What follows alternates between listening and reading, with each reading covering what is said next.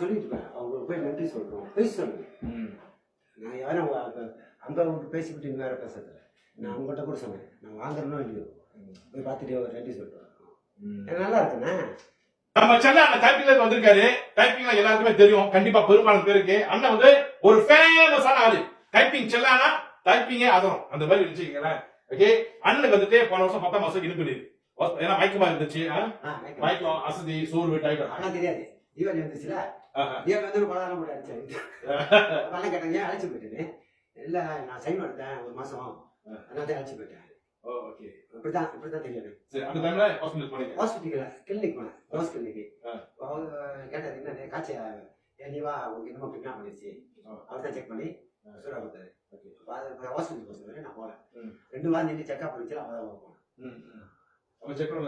அப்பதான் சொன்னாங்க, எனக்கு கூட இருக்கு, ஒண்ணுமே இல்லை, உங்களுக்கு நல்லா தான் இருந்துச்சு.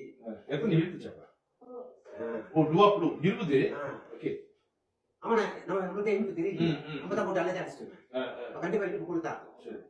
அதோட தான் நான் கண்ட்ரோல் பண்ணிக்கிறேன். சாப்பிட்டு போது அவன் சொன்னாங்க, ஆயில் போட்டு இருக்கு, இது மாதிரி சாப்பிட்டு பாரு.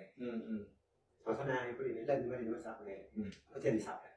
அந்த டைம்ல உடம்பு எப்படி இருந்துச்சு? அசதி, சோர்வு, அப்படியே படுத்து தூங்க சொன்னேன். படுத்து தூங்க சொன்னேன். அப்புறம் சோம்பேறியா இருக்கும், அப்படிலாம் இருந்துச்சு. தூங்கி எழுந்தாலும் தூக்கம் பத்தாத மாதிரி அப்படிலாம் இருந்துச்சு. ஆனா இப்ப இல்ல. ஆயில் ஃபுட் சாப்பிட்டு ஹாஸ்பிட்டல் போனீங்க, என்ன சொன்னாங்க? அதான் ஆயில் ஃபுட் சாப்பிட்டு போய் செக்அப் இந்த செக்அப் போறேன்னா எல்லாம் நார்மலா இருக்கு, என்ன கொலஸ்ட்ரால், ரத்த கொதிப்பெல்லாம் நல்லா இருக்கு சொன்னாங்க. ஆனா இது வராதப்ப நல்லா சுத்தமா இல்ல, ரத்தம் கொலஸ்ட்ரால் கூட இருக்கு. சோ இப்பதான் முட்டைப்பொடி வச்சு ஒரு சாத்திட்டு அண்ணன் வராது, செக் பண்ணும்போது 8.5 ரீடிங் வந்துட்டு.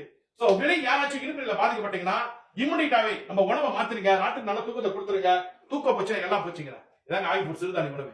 இத ஒரு கால பசியாரியோ ராத்திரி சாப்பாடு 2 வேளை உணவா மாத்துங்க, உடம்பே மாறி போயிடும், ஆரோக்கியமான வாழ்க்கையை நிச்சயமா வாழ முடியுங்க. ஆனா வெளியே உங்களுக்கு என்ன சொல்ல விரும்புறீங்க? இல்ல என்ன உள்ள இந்த மாதிரி இருக்கும், அதே மாதிரி ஆயில் ஃபுட் வாங்கி சாப்பிட்டா நல்லதுதான்.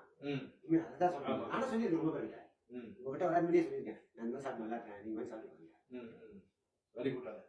நம்மளுக்கு தெரிஞ்சுட்டு அர்த்தம் சொல்லுங்க. ஆமா ஆமா, ஏன்னா அந்த இருப்பில் புண்ணுல கால் எடுக்க சூழ்நிலை வருது, கால் மோசமா பண்ண சலை வச்சு போவோம், சில பேருக்கு அழுவி கருப்பா போவோம், இது பல மாதிரியா பாதிக்க போறாங்க. இது சாப்பிட்டா ஓகே வராது, கண்டிப்பா ஓகே வராது. இருப்பில் புண்ணு உட்பட எல்லாமே நல்லா நிறைய பேர் நம்ம காப்பாத்தி கொடுத்துருக்கோங்க. அதுக்கு ஒரு முறை இருக்கு. இந்த கிட்னி பாதிச்சிருந்தாலும் அதுக்கு எப்படி சாப்பிடுறது, புண்ணு இருந்தா எப்படி சாப்பிடுறது, அதுக்கெல்லாம் ஒரு வழிமுறை இருக்கு. அது பிரகாரம் ஃபாலோ பண்ணுமா எல்லாமே மாறி போயிடும். இந்த மாதிரி கூட ஒரு அம்மா அடிச்சாங்க, நான் வந்துட்டு ஒரு கருப்பு இஞ்சி சாப்பிட்றேயா, இருப்பில் இருக்க பண்ணாங்க. லாஜிக்கே இல்ல. அதாவது எந்த ஒரு மூலிகை சாப்பிட்டாலும் உணவு மாறினால நாட்டுக்கு நல்லா தூக்கம்னா எதுவுமே வேலைக்கு ஆகாது. எனக்கு ரொம்ப சந்தோஷம் உங்களை பார்த்ததுக்கு. டைப்பிங் வந்தா கண்டிப்பா பாக்குறேன்.